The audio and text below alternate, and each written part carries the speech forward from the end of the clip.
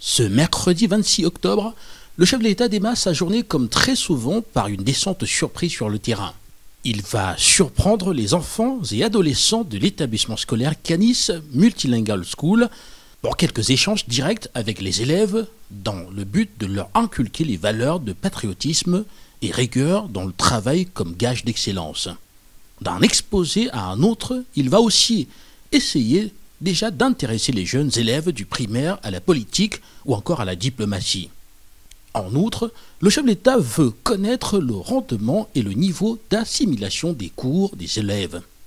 Il se préoccupe de la formation complète des jeunes équato-guinéens parce qu'ils sont les futurs représentants de la nation et doivent grandir avec toutes les valeurs morales. Plusieurs questions ont été adressées au président de la République par les tout-petits sur sa vie personnelle et politique.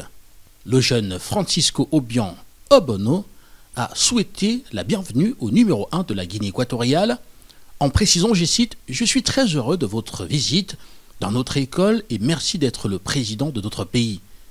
Pour sa part, la jeune Catherine de 11 ans a dit, je cite, « Je vous remercie pour la visite, je vous remercie pour tout ce que vous avez apporté à notre pays, je vous souhaite une longue vie à la tête de notre pays ». Yo me llamo Araceli Catalina Obiang Obono.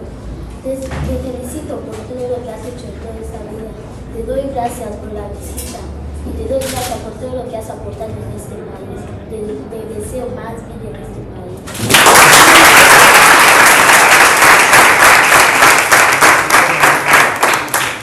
Le président fondateur du Parti démocratique de Guinée équatoriale a pris le temps d'écouter les demandes et recommandations des enfants.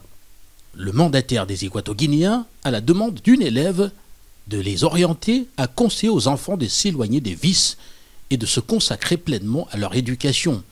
Pour lui, le crime ne consiste pas seulement à voler, c'est aussi d'éviter la corruption. Au terme de cette visite, le président de la République s'est montré satisfait de la capacité des élèves de Canis à interchanger. Il convient de préciser que le Canis Multilingual School octroie chaque année des bourses d'études aux familles comptant plus de 4 enfants dans l'établissement, sans distinction de statut social.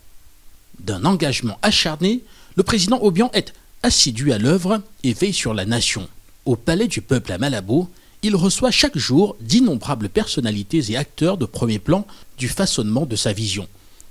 Aujourd'hui, il nous ouvre les portes du Palais du Peuple à Malabo pour un entretien exclusif alors qu'il s'apprête à briguer à nouveau, dans quelques jours, la magistrature suprême.